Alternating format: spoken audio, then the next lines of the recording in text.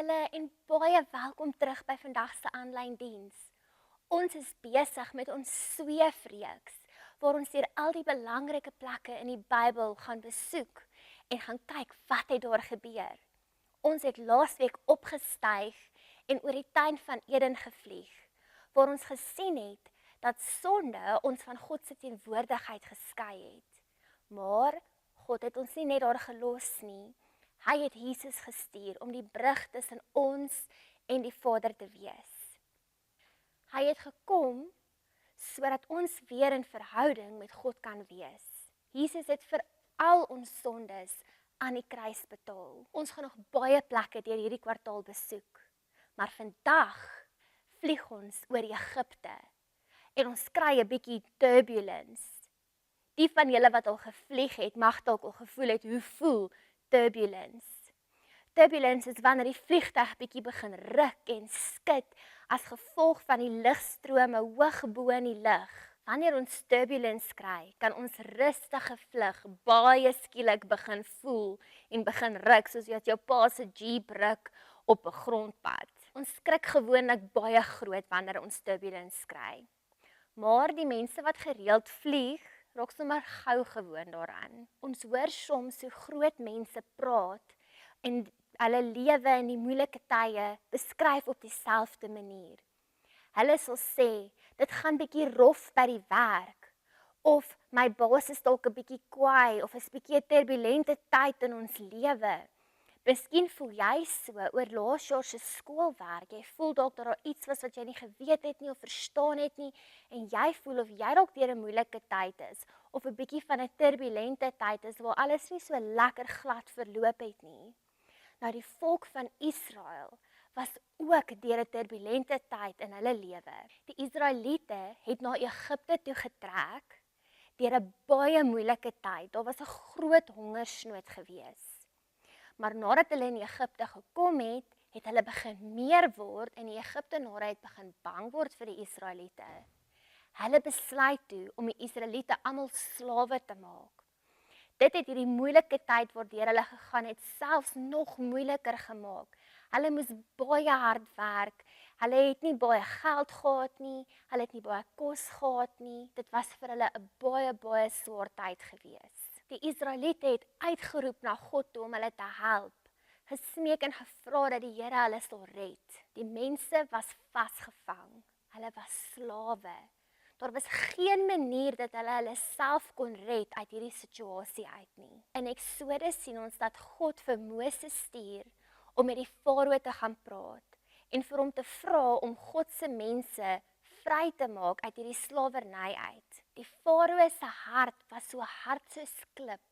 Hy wou nie luister nie en hy wou nie doen wat God vra nie. God besluit toe om die 10 plaae te stuur. Nou ons het al voorheen bietjie van hierdie plaae behandel, maar die eerste een wat hy gestuur het was paddas.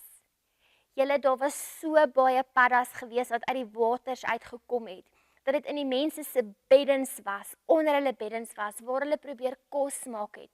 Oral was net paddas gewees. Die farao sien toe hierdie en hy besluit toe om vir Moses te sê, "Oké, ek sal jou mense laat gaan as jy vir God vra om al hierdie paddas weg te vat." Moses gaan bid toe na God toe en God vat toe die paddas weg. Die paddas gaan toe oralste dood oor die land. Maar nadat hulle dood gegaan het, besluit farao, nee wat, hy gaan nog steeds nie die mense laat gaan nie. Toe kom die volgende plaag. God verander toe al die sandkorrels in muggies in. Julle, kan jy dink hoe baie muggies dit is?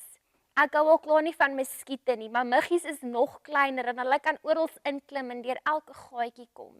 Dit moes verskriklik gewees het, maar die farao wou nog steeds nie luister nie. Hy wou nie God se volk laat gaan nie.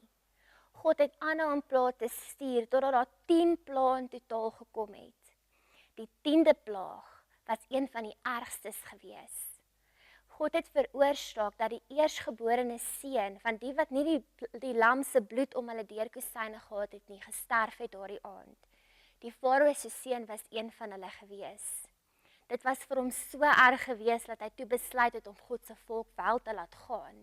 God het sy mense bevry. Hulle was vry uit slawerny uit.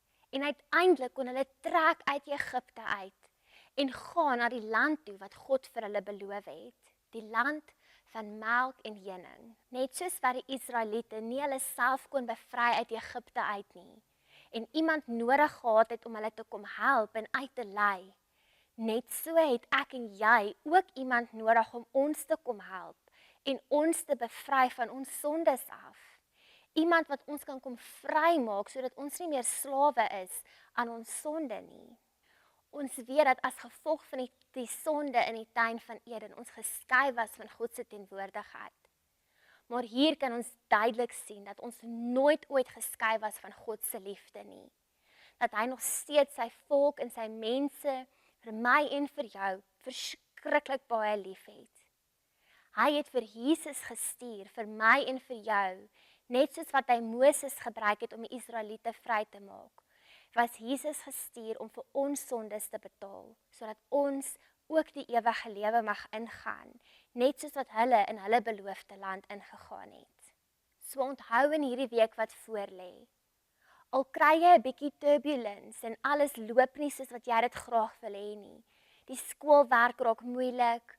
Jy kom dalk op 'n plek wat jy moet begin toets en eksamens skryf en jy verstaan dalk nie al jou werkies nie. Haal diep asem en weet en vertrou dat God gaan saam met jou deur alles in jou lewe, dat hy jou nooit ooit los nie en dat hy verskriklik baie lief is vir jou. Ons sien julle weer volgende week en dan gaan ons aan met ons sweefreeks. Kom ons sluit die oor en bid ons saam. Hemelse Vader, dankie vir u groot liefde vir my. Dankie dat u my gered het deur Jesus aan die kruis. Help my om nie bang te word in moeilike tye nie, maar om te weet dat u saam met my gaan. In Jesus se naam, amen.